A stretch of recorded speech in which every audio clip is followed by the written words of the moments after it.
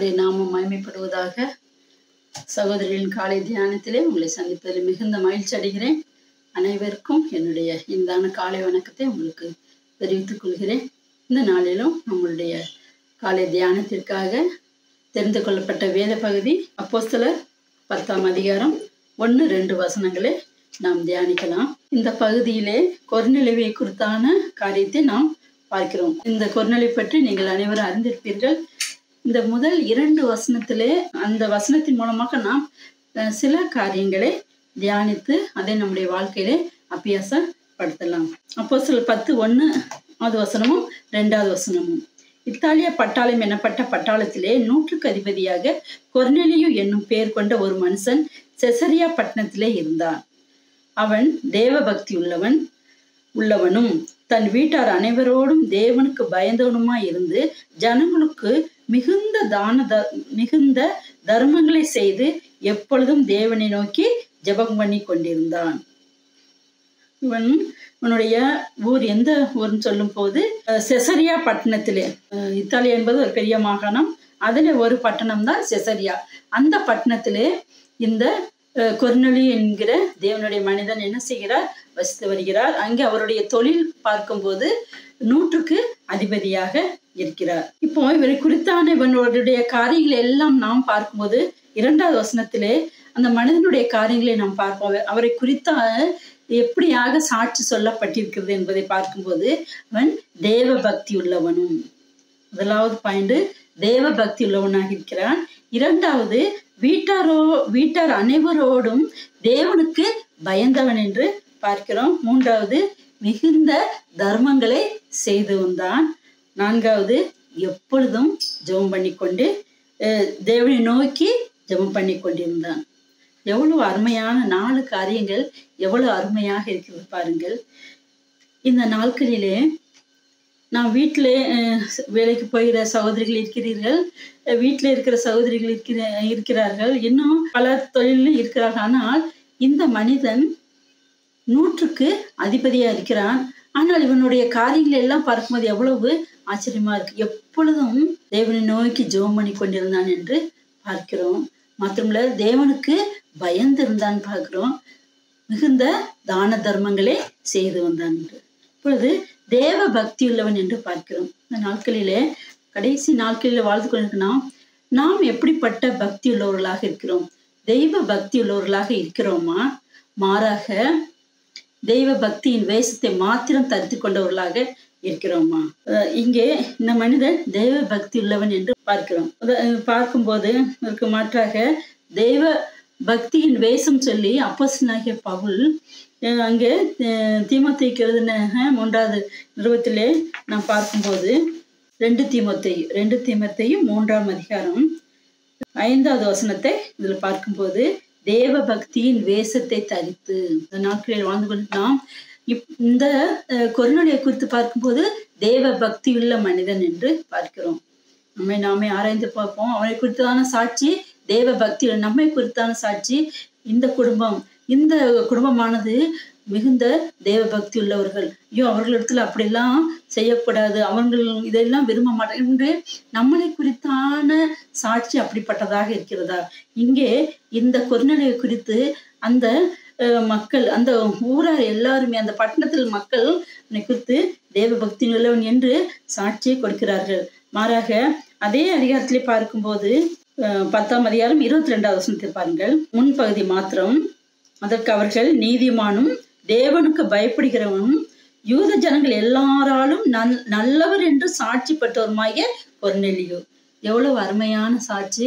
தேவ பக்தியினுடைய அந்த ஊரார் எல்லாருமே சாட்சி சொல்கிறார். நம்மை குறித்து நம்முடைய குடும்பத்தார், நம்முடைய பிள்ளைகள், நம்முடைய பக்கத்து வீட்டுக்காரர்கள், நம்முடைய அண்டை வீட்டுக்காரர்கள், நம்மளுடைய சபையார் நம்மை குறித்து என்ன சாட்சி சொல்லக்கூடியவர்களாக இருக்கிறார்கள்? தேவ பக்தி உள்ளவர்கள் என்றும் நம்மளுடைய இப்படிப்பட்ட காரியங்கள் நம்மிடத்தில் காணப்படுகிறதா? உங்களிடத்திலும் என்னிடத்திலும் இப்படிப்பட்ட காரியங்கள், சாட்சியுள்ள காரியங்கள் காணப்படுகிறதா என்பதை சிந்தித்து பார்ப்பது மிகவும் அவசியமாக இருக்கிறது. விதமாக காரியங்களிலே தேவ பக்தி உள்ளவர்களாக நாம் வாழ கர்த்தர் நம்ம ஒவ்வொருவருக்கும் கிருபை செய்யட்டும். இரண்டாவதாக இந்த தேவ பக்தி, உண்மையான தேவ பக்தி இது என்பதை, அதாவது சுத்தமான தேவ பக்தி எது என்பதை யாக்கோபு, அப்போஸ்தலனாகிய யாக்கோபு விதமாக அதிலே சொல்லியிருக்கிறார். யாக்கோபு 1:27 பார்ப்போம்.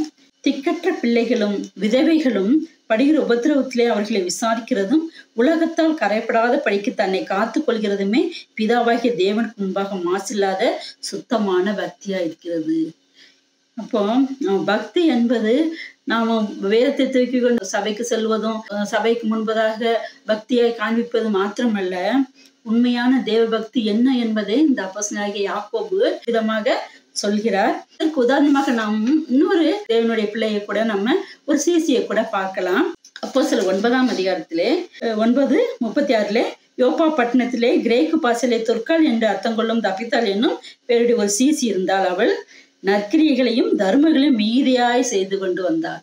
இப்போ இவள் ஒரு தேவபக்தியா இருக்கின்ற ஒரு சீசியாகத்தான் இருக்க முடியும். ஏனென்றால் இவளிடத்தில் அப்படிப்பட்ட காரியங்கள் எல்லாம் காணப்படுகிறது. உண்மையான தேவபக்தி இவளிடத்தில் அங்கே என்ன சொல்லப்பட்டதோ அத்தனை காரியங்களும் காணப்படுகிறது. இவள் இறந்த பிற்பாடு விதவைகள் எல்லாரும் என்ன செய்கிறார்கள்?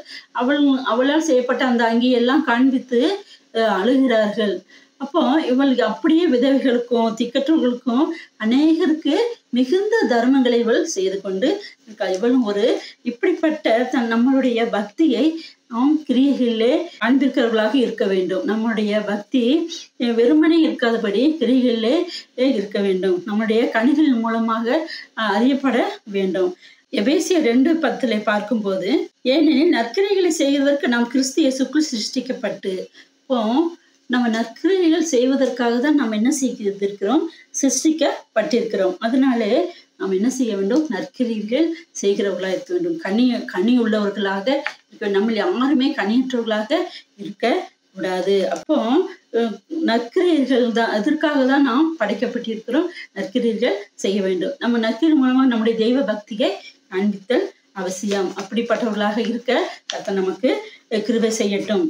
மூன்றாவதாக மிகுந்த தர்மங்களை பார்த்தோம். அப்பொழுது 4வதாக எப்பொழுதும் தேவனை நோக்கி ஜெபம் பண்ணி கொண்டிருந்தார்னு பார்க்கிறோம். எவ்வளவு ஒரு பெரிய ஒரு 100க்கு அதிபதியாக இருக்கிற, ஆனாலும் எப்பொழுதும் தேவனை நோக்கி ஜெபம் பண்ணி கொண்டிருந்தான் என்பதை குறித்து பார்க்கிறோம்.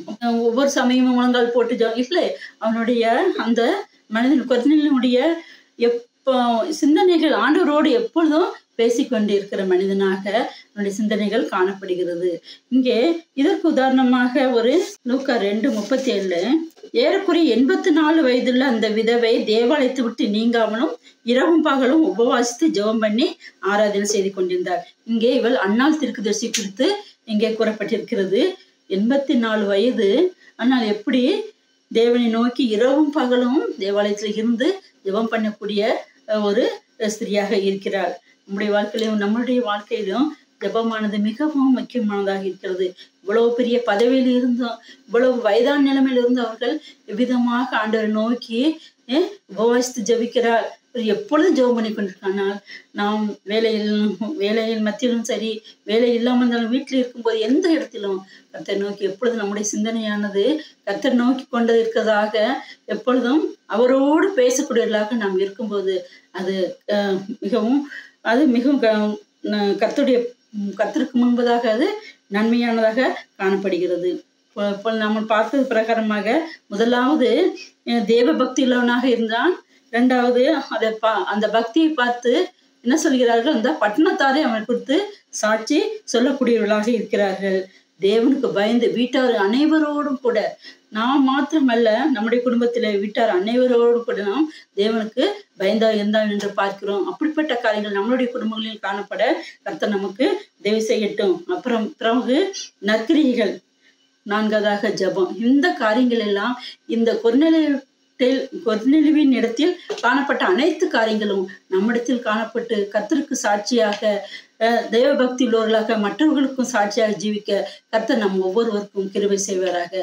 கர்த்தருடைய நாமமே மகிமைப்படுவதாக. ஆமென்.